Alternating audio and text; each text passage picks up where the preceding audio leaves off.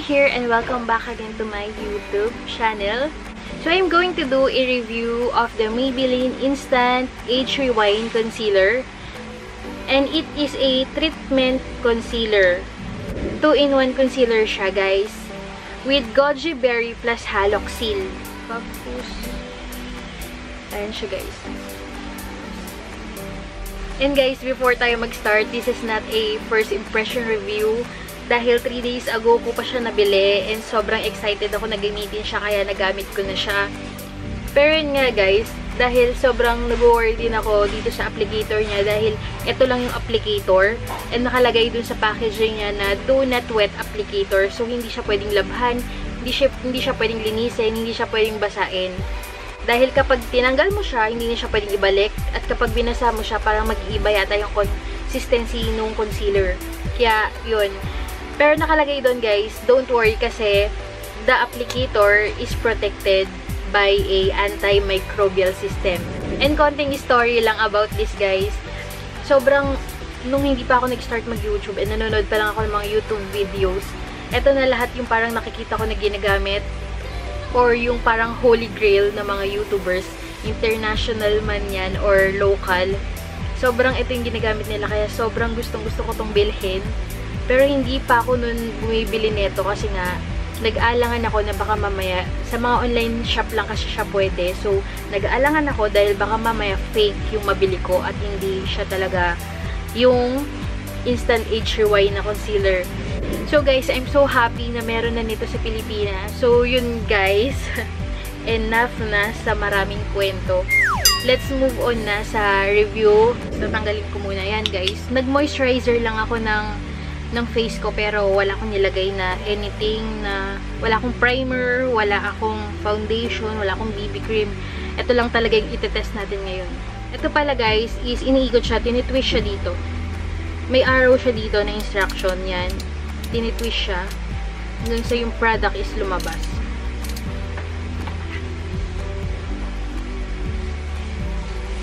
Then mag-create lang tayo ng triangle. So, yung shade ko guys dito is light. Tatlo lang meron sila. Light, medium, and dark.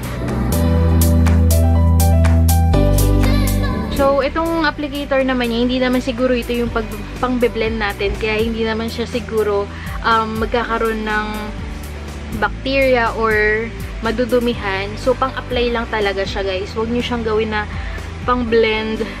Kawawa naman yung applicator.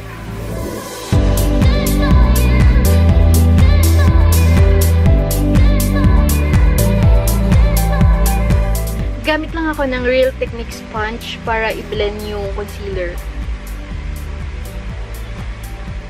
Ang ganda niya oh.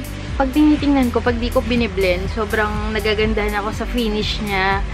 Dun sa consistency niya kapag in-apply mo. Ito, i-blend ko siya ng fingers.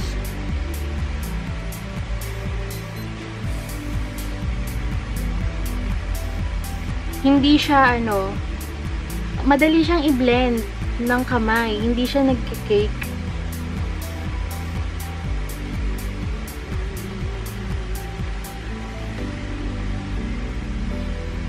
Yung finish niya is smooth. Sabi nila, medium coverage lang yung nagagawa nito. Pero para sa akin, medyo may pagka-full coverage siya. Kung iano mo talaga, ilalagyan mo pa siya, papatungan mo pa siya. Yun. Dahil nahihirapan ako, nakamay yung ginagamit ko. Ito na lang sponge yung gagamitin ko. Yan guys, diba? Mas malala yung coverage niya dun sa Ready Set Gorgeous na concealer ko. Yun kasi nakakatatlo na ako nun. Dahil sobrang na full coverage siya kahit hindi ka na mag-foundation. So ito, mas grabe yung coverage na. Ayan. Sobrang okay na okay. Para kang nagpa-foundation na rin.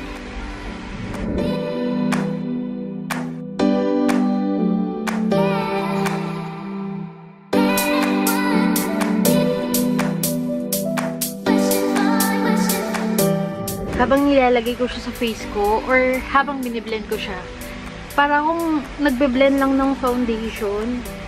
Kasi yung coverage niya talaga, pang kahit hindi ka na mag-foundation, okay na siya.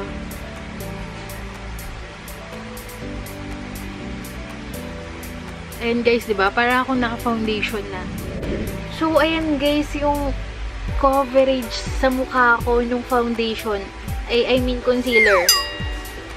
Diba? Para na akong naka-foundation. Yung consistency pala nitong concealer, guys, is hindi siya liquidy. Parang dikit na dikit siya sa face mo, yun. Hindi ko ma-explain. Pero, ganun yung consistency ng concealer. Kaya, pero, kahit na ganun yung consistency niya, madali siyang i-blend. Nabe-blend talaga siya, kahit na sobrang dumidikit siya sa face mo na, ayun, mayroon siyang pagka-sticky formula. Pero, blendable. So, yun guys, gagawin ko muna yung aking makeup and babalik ako later. So, ito guys, yung aking makeup look. No foundation, yung concealer lang yung nilagay ko. And, tada! Ito na. So, titignan natin kung aabot siya whole day. Kung magtatagal siya sa face ko. At kung maganda talaga tong concealer na to. As of now, natakpan naman yung eye bags ko. Yan, yung under eye ko. Pero, kapag gumanyan ako, parang meron pa rin akong dark circle. Ayan. Sobrang, parang hindi naman siya kitang-kita na meron akong eye bags. Yan. Okay pa naman siya. Pero, yun nga, kapag gumanyan ako, talagang meron. So, siguro ganyan talaga yung mata ko.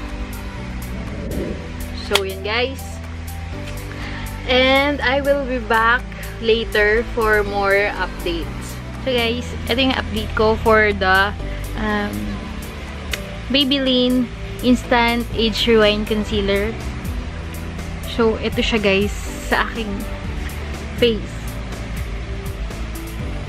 So, diba? Parang naka-foundation ako pero ang totoo, concealer lang siya. So, para ako naka-foundation pero concealer lang siya. Yan. So, tignan natin kung ano ang pagbabago.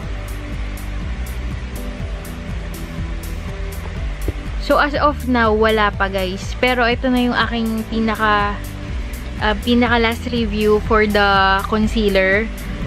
So, a total of 6 hours nung concealer, Instant Age Rewind Concealer. So, ayan guys. Meron lang ako dito na mumuo dahil nga gawa nung aking eyeglasses. And then, ayan. Pag gumanon talaga ako, kitang-kita na may eye bags ako. So, hindi siya talaga na-cover. Pero, alam mo yun, gusto ko talaga yung consistency niya and kahit na hindi siya masyadong full coverage, hindi siya medyo medium coverage lang siya kapag nagtagal. Pero kapag kaka-apply mo pa lang, full coverage siya. So, ayan guys. Talagang hindi siya nag-crease, pero nakikita talaga yung mga lines ko dyan sa under eye ko. Kasi nga, ano talaga, yung lines ko dyan, talagang sobrang lala. Kaya yan, ayan siya guys. Sobrang intact lahat, para akong naka-foundation talaga. O, diba? Concealer lang yan guys concealer lang. Pwede na siyang, parang pwede na siyang gamitin ng mag-isa, kahit na wala ka ng foundation. Pwede ka ng lumabas. For me, okay na okay sa akin tong Maybelline Instant Age Rewind Concealer. So, sobrang, kung maraming nagkakagusto dito, mas gusto ko siya. Feeling ko gusto ko pang bumili ng isa para in case na ma-out of stock siya agad dito sa Philippines. Meron akong backup. So, yun guys. Overall, nagustuhan ko siya kahit hindi siya medyo full coverage. Siguro naman kasi, wala akong foundation na nilagay, kaya nagkaganyan siya. Yan. Kaya kapag gumaganyan ako, mayroon pa rin akong eye bags. So, yun. Overall, gusto ko siya. So, yun lang guys yung aking review doon sa Maybelline Instant Age Rewind Concealer. I hope nagustuhan nyo tong aking video. And thank you guys for watching. See you on my next video. Bye!